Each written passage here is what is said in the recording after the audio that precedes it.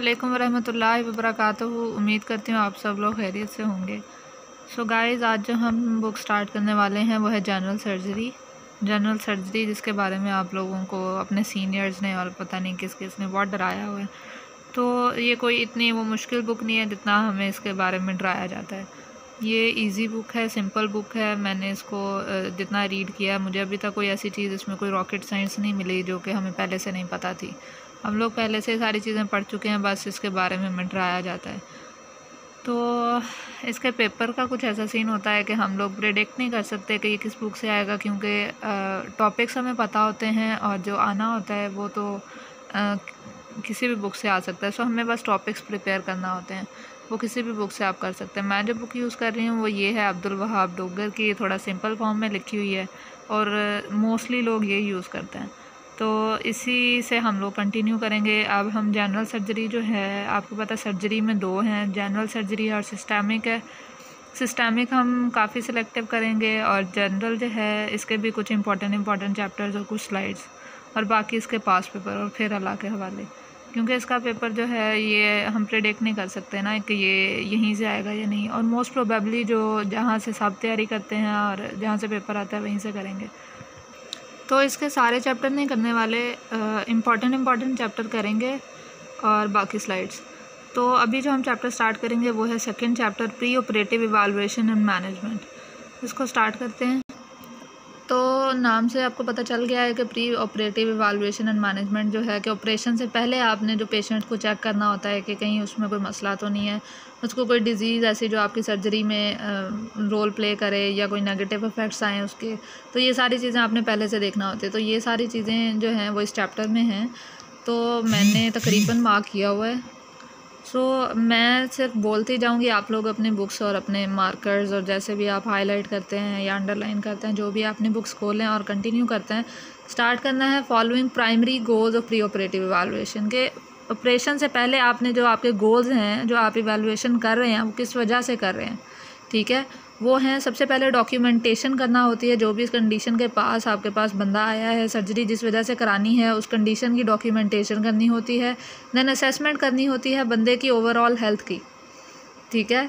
उसके बाद अनकवर करनी है कोई हिडन कंडीशन के। पेशेंट ने आपको आके अगर एक चीज़ बताई है, सो कंफर्म तो नहीं है ना, आप उसकी बात पर यकीन नहीं कर सकते। आपने उसका प्रॉपर इवैल्यूएशन करनी होती है। कोई हिडन कंडीशन जो कि बाद में प्रॉब्लम कॉज करे या कोई ऐसी कंडीशन जिसका पेशेंट को भी नहीं पता, तो आपने प्रॉपर उसकी इवैल्यूएशन करनी है। उसके बाद पेरी ऑपरेटिव रिस्क डिटर्मिनेशन के, ऑपरेशन के दौरान और कोई रिस्क आ जाता है, कोई ऐसी चीज़ जो रिस्क कॉज कर सकती है, आपने डिटर्मिन करनी है। Optimization of the patient's medical condition, उसकी मेडिकल कंडीशन जो है नॉर्मल करनी होती है। अक्सर आपने देखा होगा किसी का ऑपरेशन होना होता है, वो कहते हैं नहीं करना, क्योंकि इसको एनीमिया है। एनीमिया जो है वो बाद में मसला कर सकता है।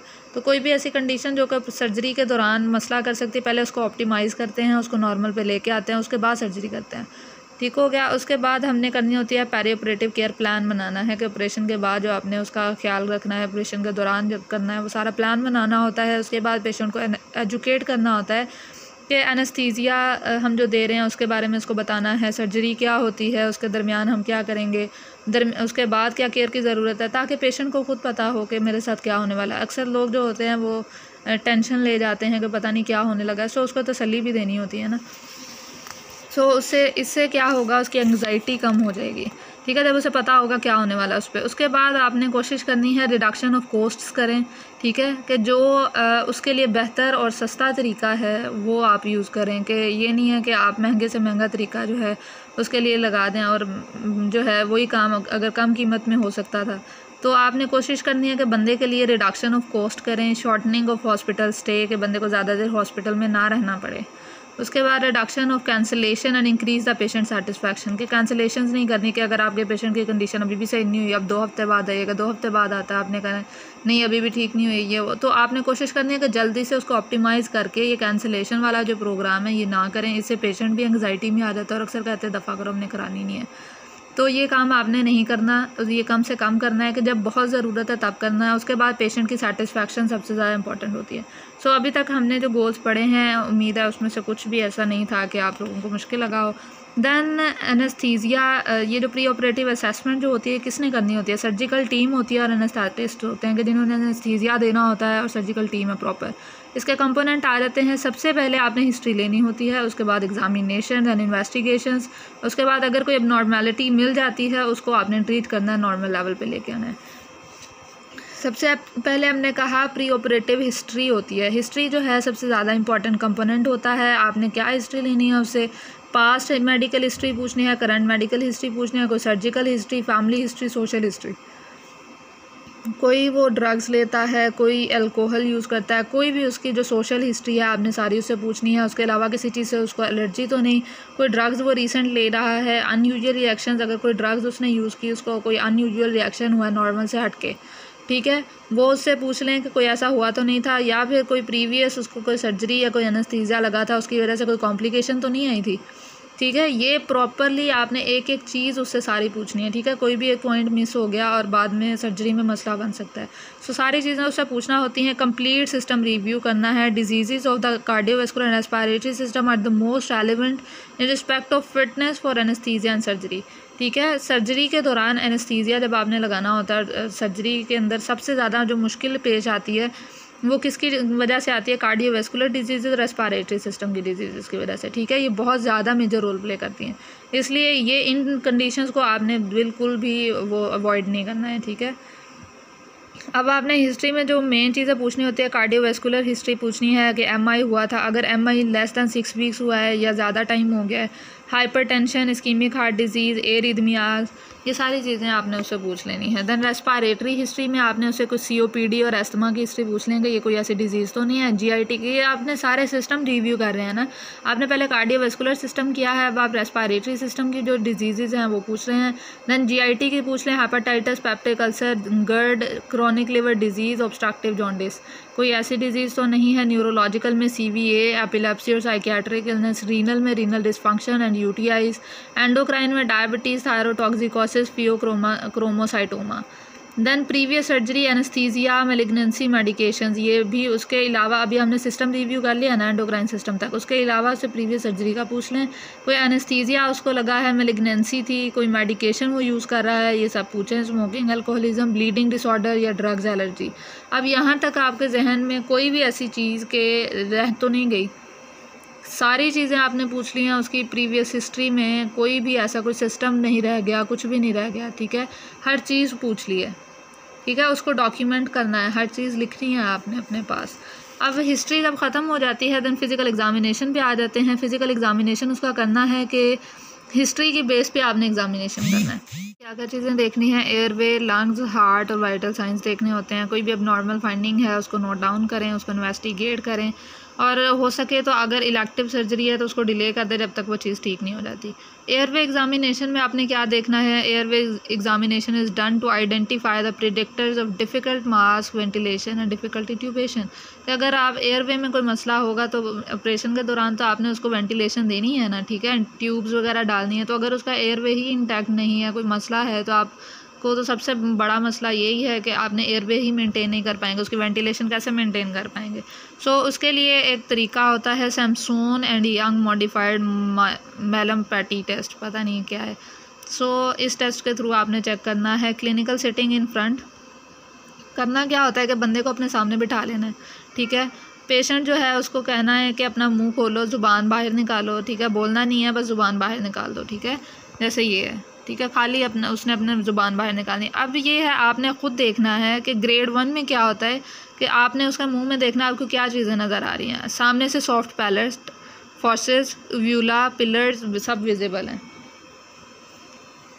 यहाँ पे देखें, ये ग्रेड 1 है, ठीक है। उसका सॉफ्ट पैलेट नज़र आ रहा है, व्यूला, पिलर्स और ये सब कुछ आपको फेसेस, सब फॉसेस, सब कुछ नज़र आ रहा है, ठीक है। ये नॉर्मल है, ये ग्रेड 1 है। ग्रेड 2 में उन्होंने क्या कहा है कि सॉफ्ट पैलेट जो है उसके साथ सम पार्ट ऑफ व्यूला नज़र आ रहा है, कि ठीक है, सम पार्ट ऑफ व्यूला के साथ साथ सॉफ्ट पैलेट आपको नज़र आ रहा है। उसके अलावा जितना यहाँ पे नज़र आ रहा था आपको पिलर्स वगैरह कुछ भी नज़र नहीं आ रहे। ग्रेड 3 में क्या होता है कि सिर्फ सॉफ्ट पैलेट नज़र आता है, ना कोई व्यूला, ना कोई पिलर्स, कुछ भी नहीं, ठीक हो गया। और ग्रेड 4 में क्या है कि सॉफ्ट पैलेट भी नहीं नज़र आ रहा, सिर्फ आपको हार्ड पैलेट नज़र आ रहा है, तो ये जो है आपने सिर्फ उसका अगर मुंह खुलवा के देख लेंगे ना तो आपका अंदाज़ा हो जाएगा कि एयरवे कितना पेटेंट है। तो अदर पैरामीटर्स, अब ये तो आपने देख लिया। अब इससे क्या होगा, क्या मसला होगा कि एयरवे आपने चेक कर लिया है, जितना अगर वो एयरवे बंद है या कोई मसला है तो क्या मसला होगा कि वेंटिलेशन मसला करेगी। ठीक है, ऑपरेशन के दौरान तो वो बंदे के मसल्स जो होते हैं, रेस्पिरेटरी मसल्स भी अपना काम तकरीबन छोड़ जाते हैं जब एनेस्थीसिया लगा होता है। तो वो वेंटिलेशन कैसे मेंटेन होगी, तो वो उसके लिए हम लगाते हैं उसको मास्क वगैरह लगाते हैं, ट्यूब्स वगैरह डालते हैं, तो वो मसला हो जाएगा। तो उन्होंने कहा इसके अलावा अदर फैक्टर्स क्या हैं कि जिसकी वजह से डिफ़िकल्ट इंट्यूबेशन होती है ट्यूब्स डालना, कि लॉन्ग अपर इंसाइजर्स, ये इंसाइजर्स होते हैं सामने वाले 2 teeth जो होते हैं ना वो लंबे हैं। ठीक है, उसकी वजह से मसला आएगा ट्यूब डालने में। प्रोमिनेंट ओवरबाइट, ओवरबाइट ये होता है कि अपर जॉ जो होता है ना लोअर जॉ से थोड़ा मतलब इंटीरियर आया होता है। ठीक है, वैसे नॉर्मल जो होता है ये तकरीबन दोनों जॉज इक्वल होते हैं, लेकिन जो अपर जॉ होता है ना ये थोड़ा आगे को होता है लोअर जॉ से। ये मैंने लिख दिया है ताकि अगर किसी को मेरी समझ ना आए तो upper jaw interior to lower jaw होता है। उसके अलावा पेशेंट के not protrude the mandibular incisors anteriorly to maxillary incisors, कि आपको पता है ना इंसाइजर्स 2 हैं, एक अपर हैं एक लोअर हैं। अपर वाले जो हैं वो मैक्सिला के हैं, मैक्सिलरी इंसाइजर्स होते हैं। इंसाइजर्स ये हैं सामने वाले 2 teeth। ठीक है, तो इंसाइजर्स जो ऊपर वाले होते हैं वो मैक्सिला के हैं, नीचे आपकी मैंडिबल है तो वो मैंडिबल के हैं। तो मैंडिबुलर इंसाइजर्स जो होते हैं ना वो आगे नहीं आ पाते, क्यों? क्योंकि उसको ओवरबाइट है, उसके जो मैक्सिलरी इंसाइजर्स हैं वो ऑलरेडी आगे हैं। ठीक है, या फिर क्या होगा, इंटर इंसाइजर डिस्टेंस जो है वो लेस दैन 3 सेंटीमीटर है। जब उसने मुंह खोला है तो तकरीबन लेस दैन 3 सेंटीमीटर उसका मुंह खुला है, तो भी ट्यूब में मसला होगा, नहीं डलेगी। Uvula is not visible when tongue is protruded, वो हमने जो सैमसून वाला टेस्ट किया था उसमें टंग जब बाहर निकाली थी तो उव्यूला नज़र नहीं आया था। इसका मतलब है कि एयरवे में मसला होगा, ट्यूब नहीं डलेगी। शेप ऑफ पैलेट जो है वो हाईली आर्च्ड है या नैरो है। मैंडिबुलर स्पेस जो है नॉन कॉम्प्लायंट है। थायरोमेंटल डिस्टेंस जो है, थायरोमेंटल डिस्टेंस होता है आपका ये जो चिन है ना, यहाँ से नीचे आपकी फर्स्ट बोन जहाँ से आपको फील होती है, ऐसे फुल नेक एक्सटेंड करके ना तो ये डिस्टेंस देखा जाता है, तो ये लेस दैन 3 फिंगर ब्रेथ्स होता है, ये बहुत कम है। तो फिर इसकी वजह से भी ट्यूब में मसला होगा। नेक इज़ शॉर्ट और थिक, शॉर्ट नेक है। Patients lakhs normal range of motion of head and neck, के नॉर्मल रेंज ऑफ मोशन बहुत कम है। तो ये सारे जो मसले हैं ये डिफ़िकल्ट इंट्यूबेशन में रोल प्ले करेंगे कि उसमें ट्यूब डालने में मसला आएगा। अब हमने करनी है इन्वेस्टिगेशंस। इन्वेस्टिगेशन में क्या चीज़ें आ जाती हैं, रूटीन लैब टेस्ट होते हैं कि बंदा जो हेल्दी बंदा है ना उसके लिए कोई ज़रूरी नहीं है ये जो रूटीन टेस्ट होते हैं, कि जो भी आपने टेस्ट कराना है बंदे की कंडीशन के मुताबिक कराओ। ये जो लोग करते हैं कि कोई भी टेस्ट उसको लिख के दे दिया कि सारे करा के ले आओ, तो वो ज़रूरत नहीं होती है। हम देखेंगे कि कौन कौन से टेस्ट की ज़रूरत होती है किस कंडीशन में।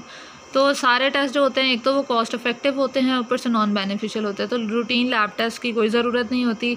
Lab test should be ordered based on information obtain from the history and physical exam, कि आपने जो एग्जामिनेशन किया हिस्ट्री लिया उसके अकॉर्डिंग आप लैब टेस्ट लिख के दो, सारे के सारे नहीं उसको कहो कि सारे करा के ले आओ। कॉम्प्लेक्सिटी ऑफ सर्जिकल प्रोसीजर के अकॉर्डिंग।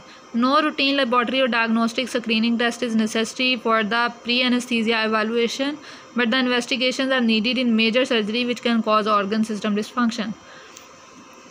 बस आपने एक ही बात याद रखनी है कि सारे रूटीन टेस्ट नहीं कराने, बंदे की हिस्ट्री, अपने सर्जिकल प्रोसीजर और एग्जामिनेशन की बेस पे उसको इन टेस्ट लिख के देने हैं। अब आ जाता है फुल ब्लड काउंट, जो आपने सीबीसी कराना है वो किसमें सारे के सारे जो मेजर ऑपरेशन होते हैं ना उसमें आपने कंप्लीट ब्लड काउंट लिखना होता है, करवाना होता है। उसके अलावा जो बंदे एनीमिया वाले होंगे या जिनका ब्लड लॉस हुआ होगा उन लोगों को कहें कि करा के लाएँ। कोई क्रोनिक डिजीज़ या मेलिग्नेंसी है या सिकल सेल वाले हैं, इन लोगों से कहें कराएं, बाकी लोगों को ज़रूरत नहीं है। इलेक्ट्रोलाइट्स और क्रिएटिनिन टेस्ट जो होते हैं ये भी सारी मेजर सर्जरीज़ में कराना पड़ते हैं। जो ओवर एज बंदे होते हैं 60 से ज़्यादा, जिनको साथ साथ कार्डियोवैस्कुलर, रीनल या एंडोक्राइन डिजीज़ भी है, वो लोग करवाएँ। पेशेंट जिनको जो कि डायरेटिक्स, डाइजॉक्सिन या एंटी हाइपरटेंसिव थेरेपी ले रहे हैं वो लोग कराएँ।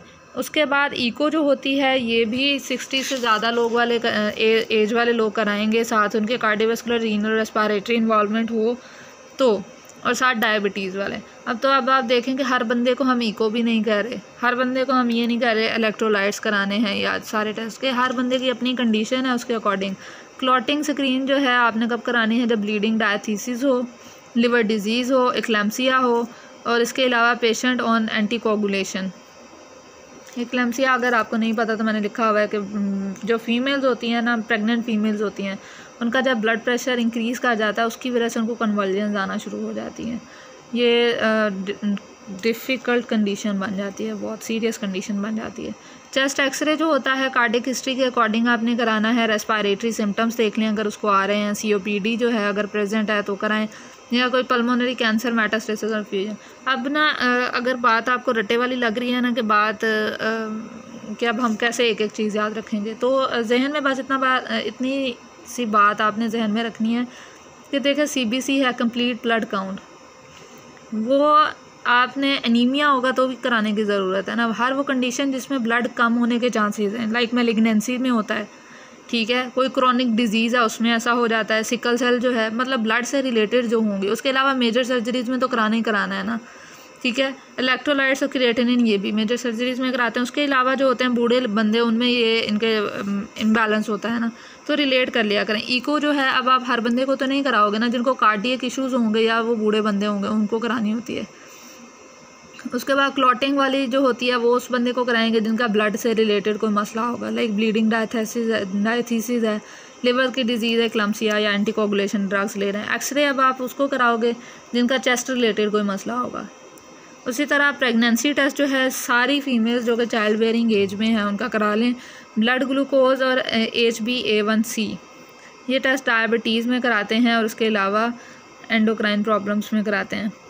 उसके बाद लिवर फंक्शन टेस्ट जो है जॉन्डिस, हेपेटाइटिस या सिरोसिस, यानी कि जिसको लिवर की कोई डिजीज़ होगी उसी का ही लिवर फंक्शन टेस्ट कराने। अब सबके तो आप लिवर फंक्शन टेस्ट नहीं कराएंगे।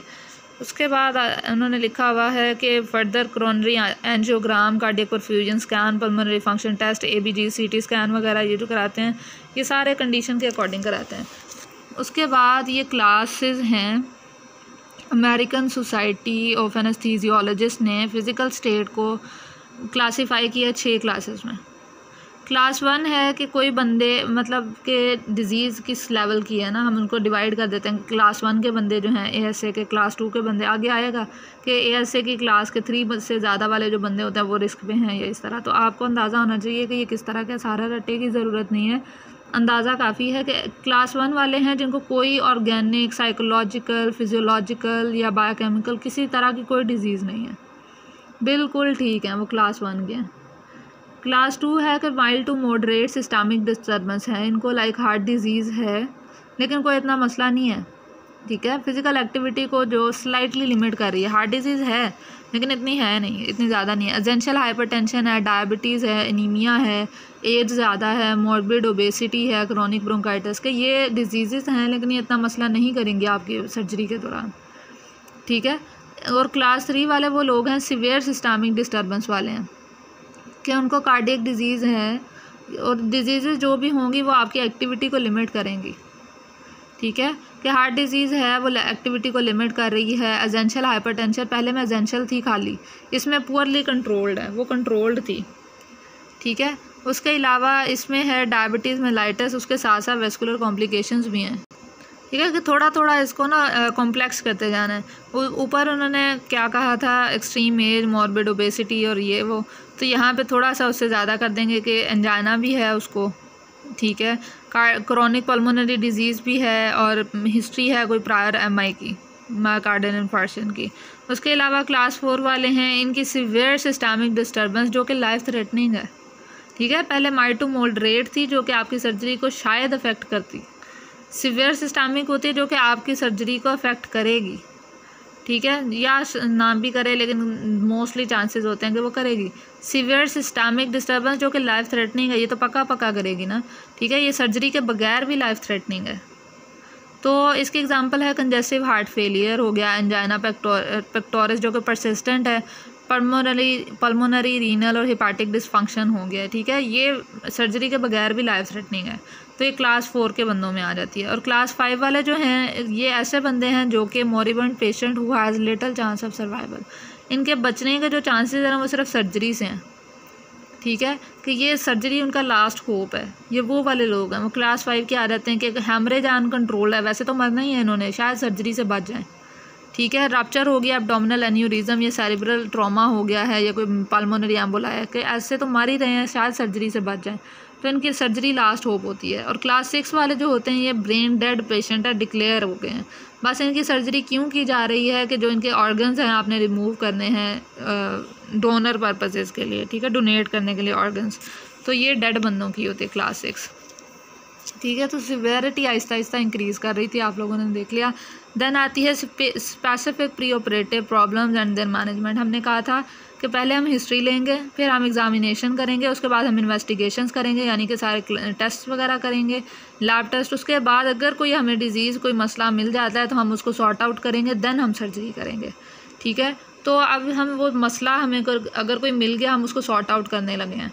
सबसे पहले मसले जो हैं कार्डियोवैस्कुलर डिजीज़ के हैं। यहाँ पे उन्होंने लिखा है benefits of the surgery should outweigh the risk of surgery and risk of anaesthesia, कि सर्जरी करने से पहले एक चीज़ आपने जहन में रखनी है कि सर्जरी का फ़ायदा ज़्यादा होना चाहिए और बंदे के रिस्क जो हैं उससे कम होने चाहिए, ठीक है। अगर रिस्क जो हैं वो ज़्यादा हैं और सर्जरी का उसको फ़ायदा उन रिस्क से कम है, तो मतलब लाइफ थ्रेटनिंग कंडीशन बन जाती है सिर्फ सर्जरी की वजह से, तो रिस्क बहुत ज़्यादा हो गया है, ठीक है। उसकी वजह से उसको जो फ़ायदा मिलेगा वो कम है, लेकिन रिस्क बहुत बड़ा है, तो छोड़ दो, वो सर्जरी हम नहीं करेंगे, ठीक है। तो रिस्क जो है वो कम होना चाहिए और फ़ायदा ज़्यादा होना चाहिए, फिर होती है सर्जरी।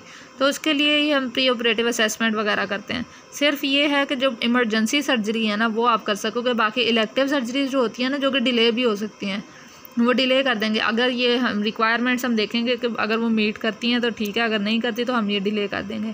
कार्डियोवैस्कुलर डिजीज़ में आ जाते हैं। पेशेंट रिस्क फैक्टर को इन्होंने डिवाइड किया है 3 कैटेगरीज़ में। सबसे पहले है मेजर, फिर इंटरमीडिएट और माइनर, ठीक है। 6 वीक पीरियड जो होता है मायोकार्डियम, जब किसी को MI हुआ है ना, उसको कम से कम 6 हफ्ते लगते हैं हील होने में। आपको पता है MI में क्या होता है कि आपके जो सेल्स होते हैं वो नेक्रोसिस होना शुरू हो जाती है कार्डियक सेल्स की, और इसी की वजह से MI होता है, डेथ हो जाती है उन सेल्स की। तो जो हार्ट की वॉल्स हैं वो सारी डैमेज हो गई हैं, उनको ठीक होने में कम से कम 6 माह लगते हैं, 6 हफ्ते लगते हैं। तो अगर 6 हफ्ते से कम का पीरियड हुआ है तो इसका मतलब है हार्ट सही से रिकवर नहीं हुआ, तो जो हम सर्जरी है उसको डिले करेंगे। सो यहाँ पे उन्होंने यही बात लिखी है कि 6 वीक पीरियड जो है MI को हील करने में लगता है, मायोकार्डियम को हील होने में लगता है इंफार्क्शन के बाद। और जो कोरोनरी रीवैस्कुलराइजेशन जिनकी हुई है, यानी कि कोरोनरी कोई आर्टरी का मसला था, रीवैस्कुलराइजेशन आपने की है, तो तकरीबन 40 डेज़ इसमें भी लगते हैं, तकरीबन 6 वीक्स ही बन जाते हैं। तो इसमें क्या करना है, ओनली वाइटल और इमरजेंसी सर्जिकल प्रोसीजर। अगर फ़र्ज़ करें कि 6 हफ्ते नहीं हुए या 40 दिन नहीं हुए, तो क्या है कि इलेक्टिव सर्जरीज़ जो होती हैं वो डिले कर देंगे, पोस्टपोन कर देंगे।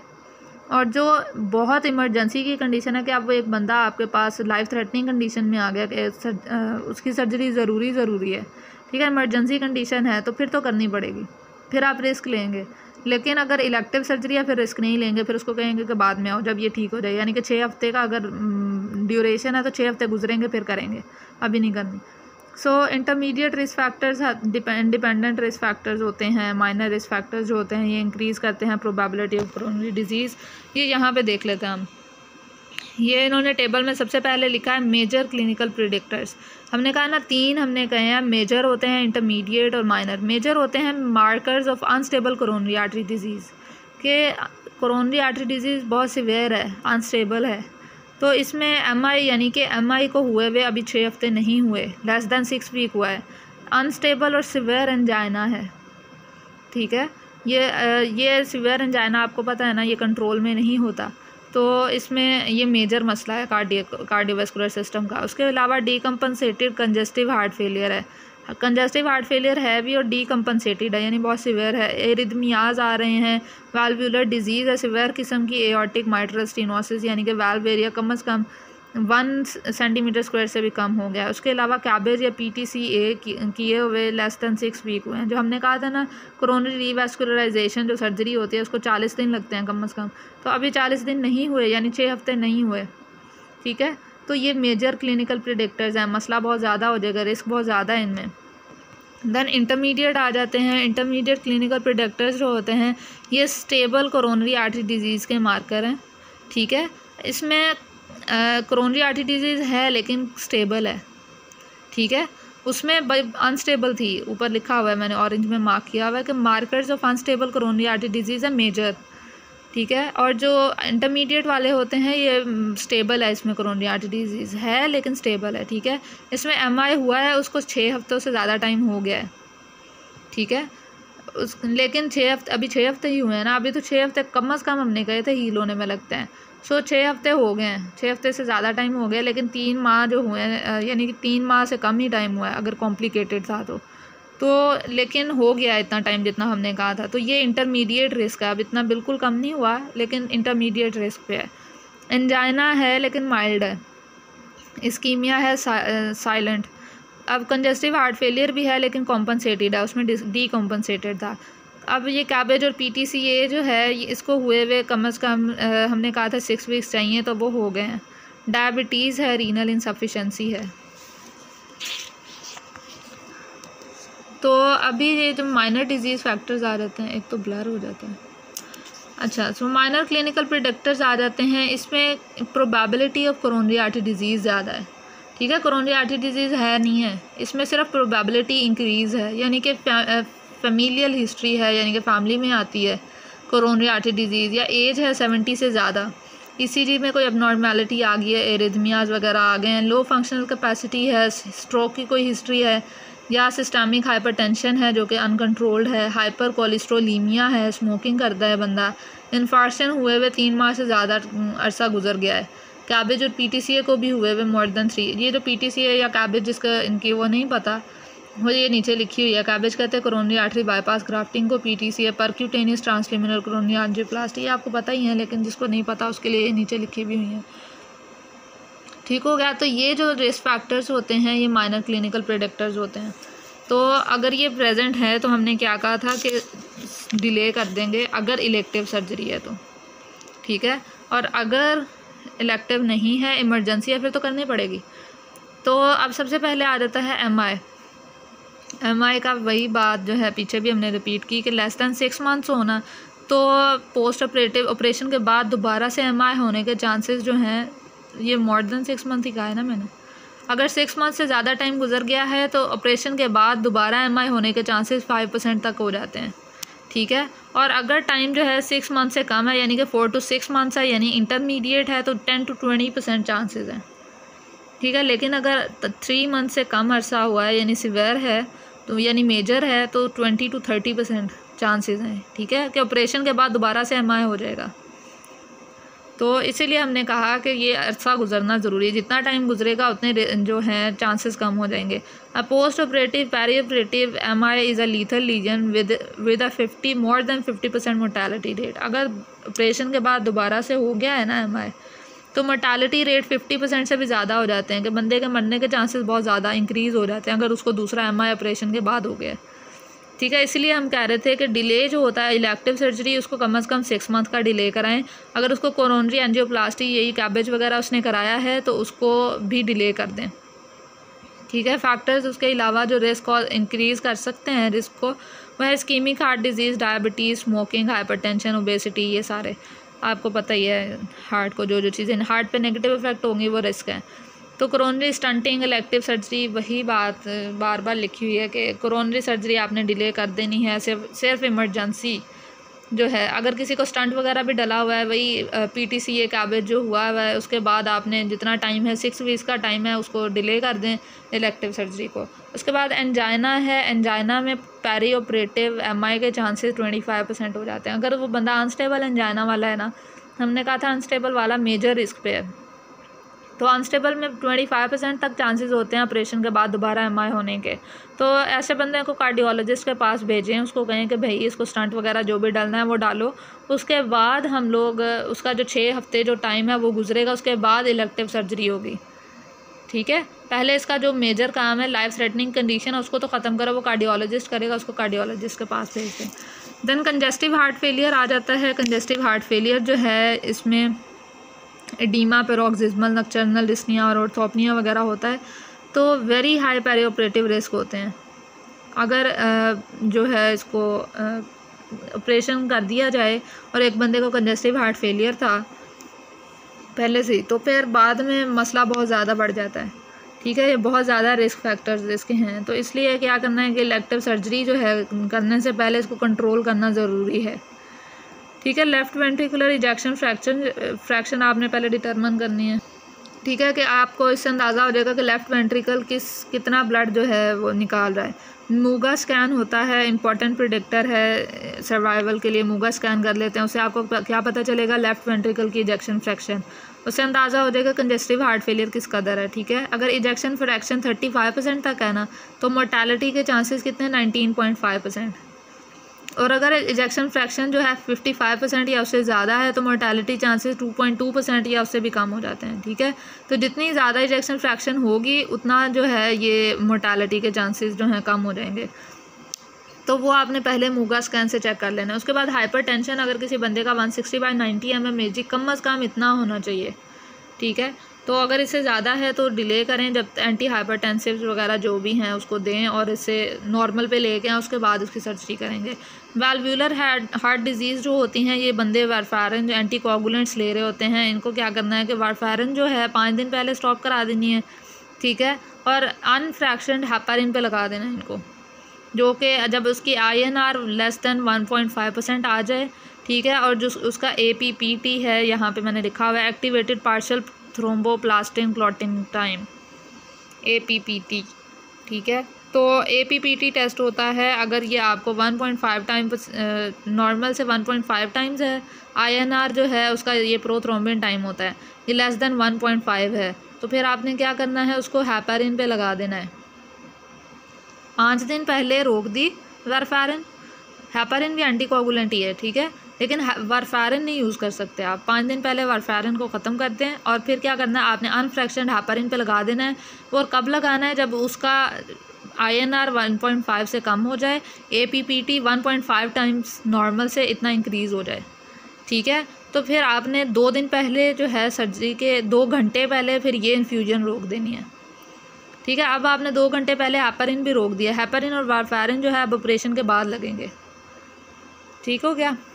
तो पेस मेकर जो है monopolar diathermy should be avoided, क्योंकि पेस मेकर जो है करंट वाली कोई भी चीज़ होगी तो क्या होगा, पेस मेकर अपनी जगह से हिल जाएगा। ठीक है, तो डायथर्मी वगैरह आपने नहीं करनी। उसके बाद एनीमिया है। एनीमिया अगर किसी बंदे को है तो उसको आयरन और वाइटामिन सप्लीमेंट्स दे दें। हीमोग्लोबिन लेवल लेस दैन 8 ग्राम पर डेसीलीटर है तो क्या करना है, आपने ब्लड लगाना है उसको। अगर किसी का HB लेवल 8 ग्राम से कम आ गया है तो मतलब एनीमिया है तो ब्लड लगेगा, उसको ट्रांसफ्यूजन होगी, तो ये चेक कर लें। रेस्पिरेटरी डिजीज़ जो है, रेस्पिरेटरी डिजीज़ चेक कर लेते हैं कि प्री एग्जिस्टिंग रेस्पिरेटरी अगर उसको डिजीज़ है तो ये बंदा जो है रेस्पिरेटरी प्रॉब्लम्स पक्का होंगी उसको जब ऑपरेशन होगा। तो इसलिए आपने क्या करना है कि लंग्स आर वर्किंग सब optimally, saturation is low, ischaemic cardiac event होने के चांस। ये इन्होंने एग्जांपल एक दी हुई है, if the lungs are working suboptimally and arterial saturation is low this में cause an increase in cardiac output return. के मतलब इन शॉर्ट ये है कि आपका लंग्स पहले से ही ठीक से काम नहीं कर रहे थे। जब ऑपरेशन होता है, ब्लड लॉस होता है, मसला होता है इसके अंदर, तो क्या होता है कि सैचुरेशन जब आपका लेवल लो हो जाता है तो फिर जो ये रेस्पिरेटरी इवेंट है क्या ये नहीं होगा, इस्कीमिक कंडीशन आ जाएगी, क्योंकि आपके लंग्स पहले से ही उसको मेंटेन नहीं कर पा रहे थे। एनीमिया हुआ, ब्लड लॉस हुआ है, सर्जरी आपने परफॉर्म की है, ब्लड जब निकला है तो डिमांड बढ़ गई है। ठीक है, तो सैचुरेशन लो हो जाएगी कि लंग्स अब इस काबिल नहीं थे कि अब उसको दोबारा जितनी कमी हुई है उसको पूरा कर सके, उतनी ऑक्सीजन जल्दी जल्दी प्रोवाइड कर सकें। तो लंग्स पहले से ही ख़राब थे तो सैचुरेशन को मीट नहीं कर पाए ये, तो इस वजह से कार्डियक इवेंट हो जाएगा, हार्ट इस्कीमिया में चला जाएगा। ठीक है, vital capacity is less than 3 times of tidal volume. अगर टाइडल वॉल्यूम से वाइटल कैपेसिटी बहुत कम है तो रेस्पिरेटरी इनसफिशेंसी हो सकती है लेप्रोटमी और थोरेक्टमी के दौरान या इसके बाद में। अगर उसकी वाइटल कैपेसिटी पहले से ही तीन गुना कम थी, वाइटल कैपेसिटी आपको पता है ना क्या होती है, तो अगर उसके लंग्स की वाइटल कैपेसिटी पहले ही कम थी तो अगर आप लेप्रोटमी या थोरेक्टमी आपने की है उसके बाद रेस्पिरेटरी इनसफिशेंसी ज़रूर होगी। क्यों? क्योंकि जब पेन होती है, मसल वगैरह कट हुए हुए हैं तो उसकी वजह से वाइटल कैपेसिटी मज़ीद कम हो जाती है। PFTs वगैरह परफॉर्म करा लें, मिनिमल कोशिश करें कि अगर ऐसी कोई कंडीशन है, उसको रेस्पिरेटरी इशू है, तो जो सर्जरी है वो मिनिमल इन्वेसिव करें। ठीक है, और एनेस्थीसिया भी रीजनल लगाएं, पूरा जनरल ना लगा दें। तो इससे क्या होगा कि रेस्पिरेटरी कॉम्प्लिकेशंस बहुत कम हो जाएंगी पहले से, और ब्रोंकोस्पैज़म जो है वो आपको अंदाज़ा हो जाएगा जब आप PFTs कराओगे अगर उसको ब्रोंकोस्पैज़म है। तो ये कंडीशंस मैनेज करके आपने आगे चलना है। उसके बाद एस्थमा है, increase risk of sputum retention and pneumonia, के पहले से ही एक बंदा एस्थमेटिक है, सर्जरी करोगे ना तो क्या होगा कि स्पूटम रिटेंशन के चांसेस बढ़ जाएंगे, न्यूमोनिया हो जाएगा उसको। ठीक है, तो रिस्क को आपने कैसे करना है, मैनेज करना है, मेडिकल थेरेपी दे दें, ब्रोंकोडायलेटर या स्टीरॉइड्स पहले से दे दें। ठीक है, taking more than 10 mg of prednisolone and undergoing high risk surgery will need peri operative steroid therapy, के बंदा अगर 10 mg या उससे ज़्यादा पहले से प्रेडनिसोलोन दे रहा है, अस्थमा वाला जो बंदा होता है, तो उसको ऑपरेशन से पहले क्या करना है, आपने स्टीरॉइड थेरेपी ज़रूरी हो जाती है। ठीक है, pre existing restrictive lung disease are at risk of post operative respiratory failure, के जैसे को पहले से ही रेस्ट्रिक्टिव लंग डिजीज़ है, बाद में उसको ज़रूर मसला होगा, फटीग हो जाती है ना। ये रेस्ट्रिक्टिव लंग डिजीज़ क्या होती है कि आपको इन्हेलेशन में मसला आता है, तो जब ऑपरेशन होता है उसके दौरान आप सही से ऑक्सीजन अगर अंदर नहीं लेके गए तो पहले से ये लोग जो होते हैं ये सांस लेने में बहुत मुश्किल होती है, इनके मसल्स फटीग में गए होते हैं। तो जब ऐसी कंडीशन आएगी, एक तो डिमांड बढ़ गई है तो सर्जरी की वजह से ये फटीग बहुत ज़्यादा हो जाएगी, तो पोस्ट ऑपरेटिव रेस्पिरेटरी फेलियर हो जाता है रेस्ट्रिक्टिव डिजीज़ वालों को। तो इसलिए कोशिश करें मिनिमल इन्वेसिव सर्जरी करें। उसके बाद स्मोकिंग के इफेक्ट होते हैं। कार्बन मोनोऑक्साइड जो है आपको पता है कि ये ऑक्सीजन से ज़्यादा बाइंड होती है हीमोग्लोबिन के साथ, इसकी एफिनिटी ज़्यादा है। ठीक है, तो ये ऑक्सीजन की डिलीवरी को कम कर देती है। निकोटीन जो है वो हार्ट रेट को इंक्रीज़ कर देता है। ठीक है, इसकी वजह से क्या होगा कि पेरिफेरल वेज़ोकंस्ट्रिक्शन हो जाएगी, ब्रोंकोसीलियरी फंक्शन भी ख़त्म हो जाता है, कम हो जाता है, कि जो आपके सेक्रीशंस हैं वो नहीं रिमूव होंगी। सो स्मोकिंग सिजेशन जो है वो पहले से आप करें, ऑपरेशन से पहले स्मोकिंग सिजेशन जो होती है वो चेस्ट कॉम्प्लिकेशन से बचा सकती है। अगर कोई बंदा स्मोकिंग करता है तो कम अज़ कम 24 आवर्स तो जो हैं वो ना करे। कार्बन मोनोऑक्साइड और निकोटीन लेवल्स जो हैं वो नॉर्मल पे आते हैं तकरीबन 24 घंटे के अंदर। ठीक है, और सीलियास जो हैं वो तकरीबन 2 से 3 दिन में अपने नॉर्मल फंक्शन पे आते हैं। ठीक है, और जो तकरीबन 3 मंथ्स लगते हैं कि अगर आप छोड़ोगे ना तो स्मोकिंग छोड़ोगे तो लंग्स नॉर्मल कंडीशन में आ जाएंगे पहले से जितना, लेकिन 2 से 3 दिन लगते हैं सीलियास को नॉर्मल होने में, और बाकी निकोटीन का और कार्बन मोनोऑक्साइड का लेवल नॉर्मल होने में तकरीबन 24 घंटे लगते हैं। तो तकरीबन ये जो सीलियास और उसका फंक्शन तो आप अटेन कर सकते हैं ना। तो अगर कोशिश करेंगे 2-3 दिन पहले वो बंदा छोड़ दे, अगर कम अज़ कम जो है 1 दिन पहले तो 24 घंटे पहले तो छोड़ दें। ठीक है, स्मोकिंग। उसके बाद इन्फेक्शंस होते हैं, elective surgery should be postponed. अगर उस बंदे को कोई चेस्ट इन्फेक्शन है, इलेक्टिव सर्जरी कभी भी नहीं करनी, इन्फेक्शन बहुत ज़्यादा ख़तरनाक हो सकता है। ठीक है, तो इलेक्टिव सर्जरी पोस्टपोन कर दें, एंटीबायोटिक्स दें, फिजियोथेरेपी कराएं, उसकी रीस्केड्यूल करें 4 से 6 हफ्ते बाद के उसका इन्फेक्शन ख़त्म हो जाए। ठीक है, फिर आपने सर्जरी करनी। अभी तक हमने जितनी बड़ी थी कार्डियोवैस्कुलर रिलेटेड, हमने सारी जो कॉम्प्लिकेशंस आ सकती हैं उसको कैसे मैनेज करना है हमने ये पढ़ लिया है। आगे कोगुलेशन है और इससे रिलेटेड 2-3 और सिस्टम्स की डिजीज़ हैं, हमने वो देखनी है, वो इंशाल्लाह नेक्स्ट लेक्चर में करेंगे। अपना ख्याल रखें, दुआ में याद रखें। अल्लाह हाफ़िज़।